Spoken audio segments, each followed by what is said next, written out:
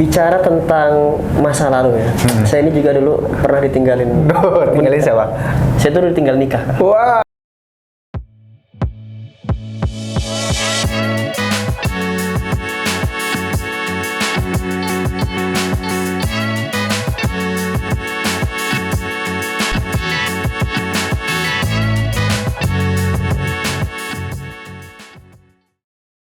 Baik, kita kembali lagi di ngobrolin tentang masa depan. Kemarin kita sudah membahas tentang bagaimana sih atau kenapa sih kita itu sering banget stres ya, khususnya anak-anak milenial, zilenial.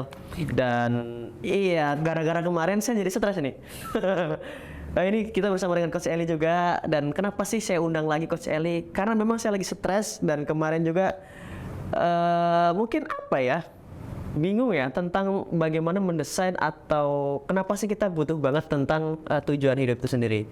Dan langsung aja deh kita ngobrol-ngobrol lagi bersama dengan Coach Eli Supriyadi. Oke, assalamualaikum, gimana kabarnya Coach Eli? Alhamdulillah sehat. Kak Nurhalik, kayaknya panggilannya jangan coach deh Kak. Jadi coach itu biar di kelas aja. Kita kan sedang ngobrol santai. Apalagi ini bulan Ramadan Kak. Iya. Sayang ini. Teman-teman kameramen minta tolong buatin kopi deh. Oke, alhamdulillah. Terima kasih berarti saya manggilnya Kak Eli ya. Oke. Biar lebih santai. Siap. Baik, Kak Eli, aku gara-gara kemarin ya belajar tentang stres. Sampai hari ini aku malah tambah stres, Kak. Oh, kenapa Kak? Iya, mikirin gimana ya, kenapa sih aku tuh butuh tujuan hidup, dan sampai hari ini kayaknya iya aku hidupnya ngalir aja gitu ya. Ngalir kayak air aja. Pokoknya iya pagi bangun, malam tidur gitu dah. Oke. Dan iya lagi-lagi lingkungan kayaknya memang belum mendukung gitu. So, aku mau tanya nih dengan Kak Eli. Kenapa sih kita penting banget punya tujuan hidup Kak Eli? Oke, siap. Jadi gini Kak Nurhalik, tadi itu ada sesuatu yang menarik ya kan dari Kak Nurhalik yang disampaikan. Jadi hidupku itu kayaknya ngalir aja seperti air. Dan hari itu nggak hanya Kak Nurhalik, banyak orang di luar sana, anak-anak muda itu bilang, udahlah hidup itu biasa-biasa aja, ngalir seperti air. Boleh nggak? Boleh Kak Nurhalik. Tapi boleh. Tapi Kak Nurhalik, kan air ngalir itu dari mana Kak Nurhalik? Dari atas ke bawah. Dari atas ke bawah. Dan kalau air dari atas ke bawah ngalir kan terserah airnya mengalirnya kemana. Kalau mengalirnya ke samudra yang luas, oke. Tapi kalau ngalirnya ke tempat yang nggak tepat, itu yang bahaya kan. Comberan. Itu bahaya. Iya. Makanya hati-hati dengan hidupnya ngalir seperti air. Hingga kemudian tadi balik lagi ke stres. Nah, bicara stres itu ada beberapa hal Kak Nurhalik yang mengakibatkan berkaitan dengan tujuan hidup gitu ya, berkaitan dengan tujuan hidup. Nah, ini sesuatu yang menarik untuk kita berbicara ini. Ternyata ada sesuatu hal yang kita itu bisa terhambat, bisa menghalangi kita menentukan tujuan hidup kita yang jelas dan detail. Salah satunya kan Nurhalik, kenapa kita hari ini belum bisa menentukan tujuan hidup ke depan? Satu, kita terkadang masih terjebak dengan masa lalu. Iya sih. Masih memikirkan ini masa lalu saya itu begini dan segala macamnya. Yang kedua kan Nurhalik, selain dia terjebak dengan masa lalu, dia memikirkan sesuatu yang belum terjadi. Dan dia terlalu memikirkannya yang dalam gitu ya, akhirnya dia buat stres memikirkan masa depannya itu. Yang ketiga Kak Nurhalik, selain dua hal yang tadi, dia selalu memikirkan dan mendengarkan komentar negatif dari orang lain. Iya sih. Orang lain, itu begini. Nah, itu banyak terjadi di kalangan anak muda. Tiga hal ini. Yang pertama tadi, dia memikirkan masa lalunya, dia memikirkan masa depannya seperti apa yang akhirnya buat stres. Yang ketiga apa? Dia memikirkan omongan orang lain, mendengarkan omongan orang lain. Nah, tiga hal ini jadi hal yang kemudian bisa menghambat kita menentukan tujuan hidup kan. Siap. Oke, Kak Eli, bicara tentang masa lalu ya. Saya ini juga dulu pernah ditinggalin. Tinggalin siapa? Saya tuh ditinggal nikah. Wah, dalam ini. Dan kayaknya memang iya itu juga mempengaruhi ya. Enggak ya teman-teman ya. Ini biar jadi urusan pribadi saya.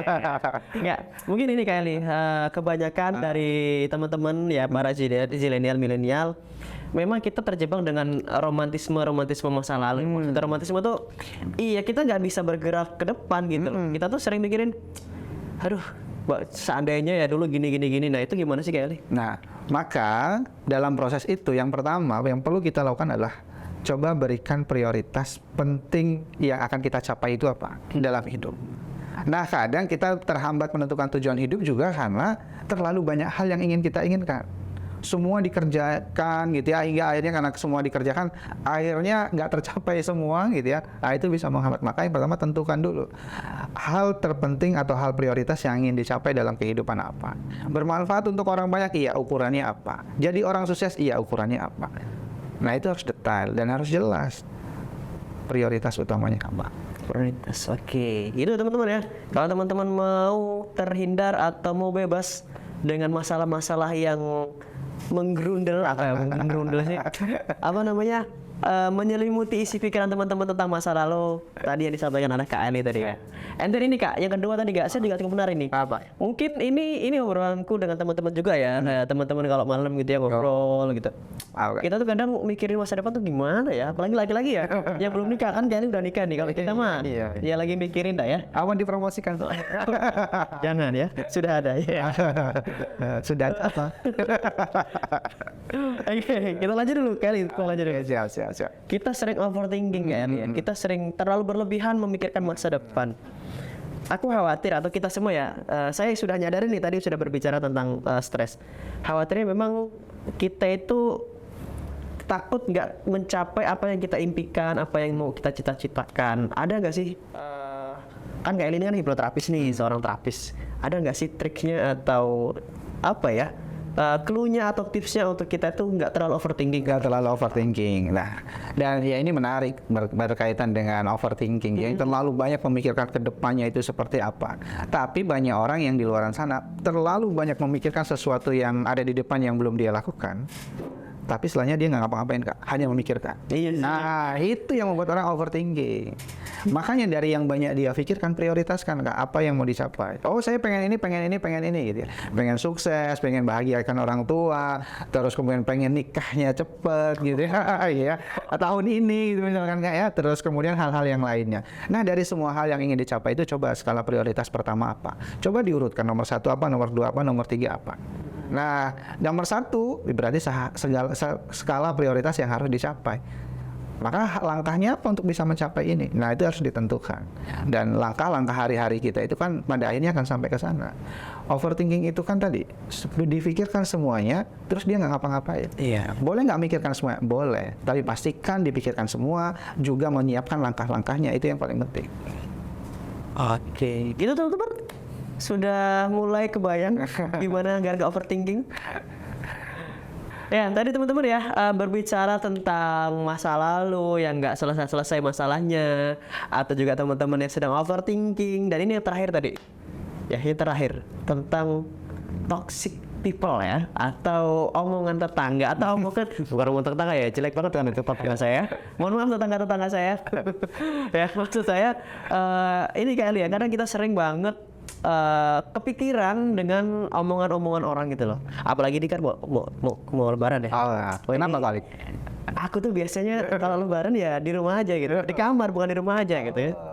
Pusing gitu ya. Pusing kenapa Kak? Pusing, sering ditanya kapan nikahnya gitu. Oke. Nah itu menjadi sesuatu yang ini apa sih nanya-nanya kayak gitu ya, nggak penting banget. Tapi memang iya nggak hanya itu ya, mungkin teman-teman juga yang sedang kuliah, yang mungkin skripsinya nggak selesai ya, ditanya kapan selesainya gitu atau lain sebagainya gitu ya. Nah, gimana cara kita Kelly untuk apa ya menghadapi atau memanage terkait dengan omongan orang yang memang itu menurut kita itu negatif buat kita. Jadi sebenarnya kan Nurhalik, 3 hal ini berkaitan. Memikirkan masa lalu, memikirkan yang ke depan yang belum terjadi. Yang ketiga apa? Memikirkan atau mendengarkan omongan negatif dari orang lain. Ini yang ketiga ini menjadi membuat kita stres dalam menjalani aktivitas karena kita nggak punya skala prioritas dan kita nggak punya goals tadi Kak. Oh, kapan ditanya nikah? Jadi stres karena kita nggak punya goal kapan kita nikah. Coba kalau, saya ini nikah di 2024 bulan Mei di tanggal sekian perkiraannya. Jadi kalau ada calonnya, itulah proses ikhtiar kita berjalan, gitu ya. Maka kalau kita sudah menentukan itu, kalau ditanya orang, kita bisa jawab insya Allah tahun depan di bulan ini, mohon doanya. Nah kita terkadang jadi stres, kenapa? Kita juga sendiri nggak tahu kapan nikahnya gitu ya, atau kapan skripsinya selesai. Karena kita tidak mempersiapkan step by stepnya tadi dan skala prioritasnya, akhirnya kita stres juga ditanya. Maka kalau ditanya, insya Allah tahun depan tanggal sekian di wisuda ini. selesainya gitu.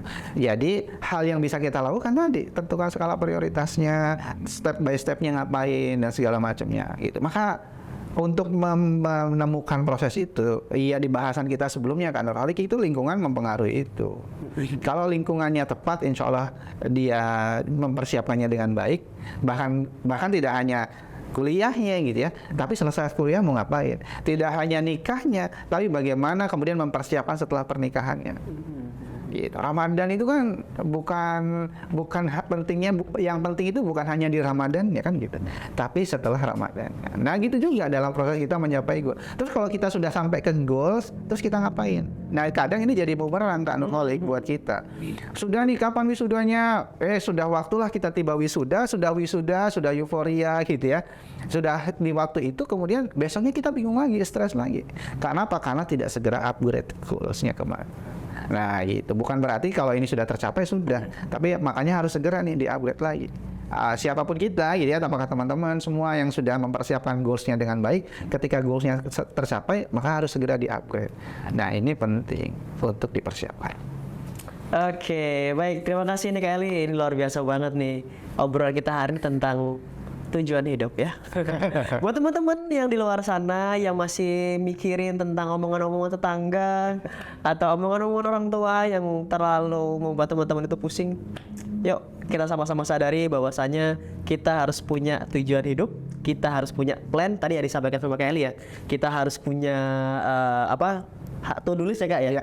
Bagaimana kita memprioritaskan apa sih yang mau kita capai di day by day-nya, dan juga kita nggak boleh overthinking dengan hal-hal yang belum terjadi ya. Dan ini saya ingat pepatah yang pernah diucapkan sama salah satu tokoh, tokohnya di Kung Fu Panda. Oh, apa itu Kak? Kita itu nggak boleh terjebak di masa lalu, dan kita itu nggak boleh mengkhawatirkan masa depan, karena kita hidup hari ini. Keren nggak? Bisa boleh diundang saya.